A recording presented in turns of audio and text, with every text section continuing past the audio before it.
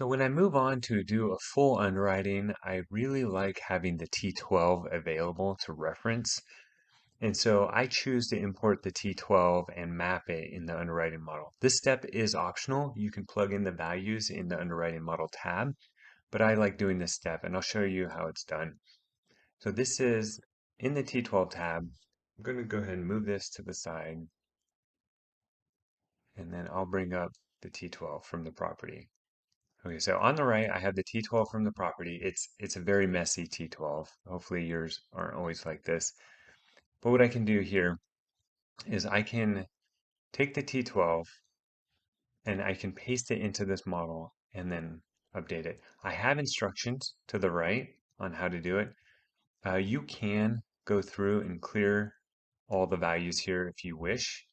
What I tend to do is I will highlight the T12 and a larger range than what's in here, and then I will go ahead and paste those in.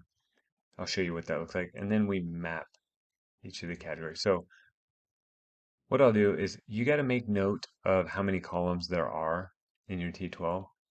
So the way I do that is I highlight all the columns. Looking at my T12, I'll highlight all these columns so that I can see exactly how many there are. So we'll go ahead and so I'll highlight all the columns and you can see there's a 14C up in this corner. That's 14 columns. I know there are 14 columns. That is the most common. Sometimes you'll see some T12s that have additional categories in different columns, but 14 is the most common. So now that I have that, I will go down, I'll make sure to highlight this whole thing, and then oftentimes I'll just highlight beyond the range so I could cover everything up in this T12.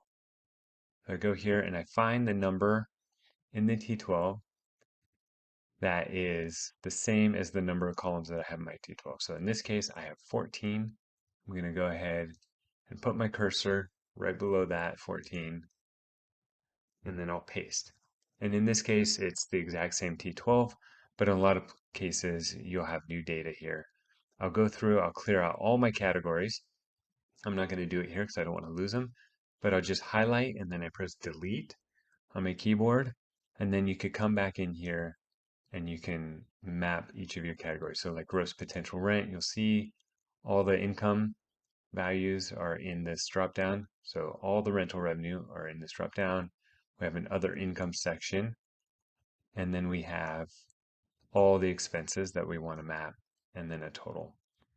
Um, and then what I'll do, move this over. So one thing you'll start to see is I have these T1, T3, T6, T12 columns. Right now it's red, and I'll actually show you. So it won't be any color until you map the total revenue. So let's say you're going through, you're mapping everything. In this case, I'm mapping everything as a line item and ignore these categories. The T12 was really messed up. But once you're done, you map the total revenue line right down here in the bottom right. So you can see that total revenue. That's what I want to map. And we'll go ahead and map that total revenue. You'll see it right here. It has the equal signs on each side of it, effective gross income. As soon as I map that, whoop, as soon as I map that, you're going to see that these are all red up in the top. It's not working now. So my T1 through T12 columns are all red. And what this means is that the total that you have mapped does not equal each of the individual items that you map. And so what I'll do is I'll go through and I'll look. I'm like, well, did I miss something? I'm like, oh, there's this market loss. So what happens if I map this loss to lease? Everything turns green in my income section. The upper section is the income section. Okay, and same is true for the expenses. And so looking at the expenses, I can map the subtotals. I don't have to map every single line item. I will only map subtotals wherever possible. In some cases, you might have repairs and maintenance as a subtotal, but it also has turnover or make ready in some of the line item expenses. You can see in this make repair and maintenance one, I have some that were contract services. And then again, I map the total, all the expenses. You want to map the total so you can get an idea if it all ties out. If I'll map the total, looks good, and we're all green. Actually, that's great.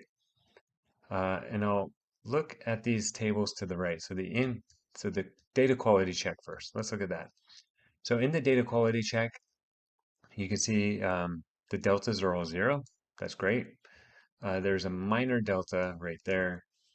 I don't really care about anything that's going to be less than $1,000 usually, maybe less than $100, um, because there's some error in T12. Sometimes they'll have rounding error, and it won't total the total.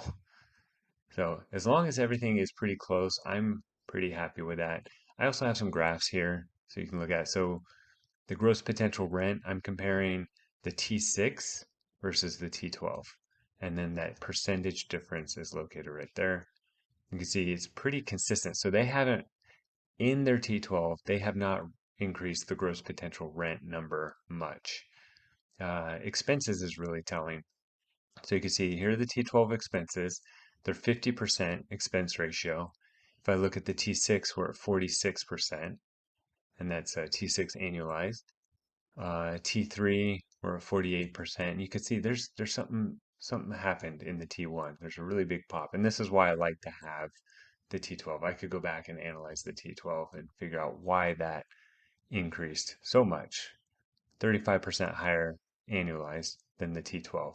And being that it's 1 month's of data, I might not care as much. I know in this case that there was a tax payment that drove this, so I would not use the T1 for my expenses. But it just gives you an idea of the trend of the data over time. And then when you go to use your income and expense baselines, you know which one you want to use, whether T3 or T6, etc. Okay, that is it for the T12 import and mapping. Now that this data is mapped, it will automatically pull as my baseline for my underwriting model. And we'll show you that next.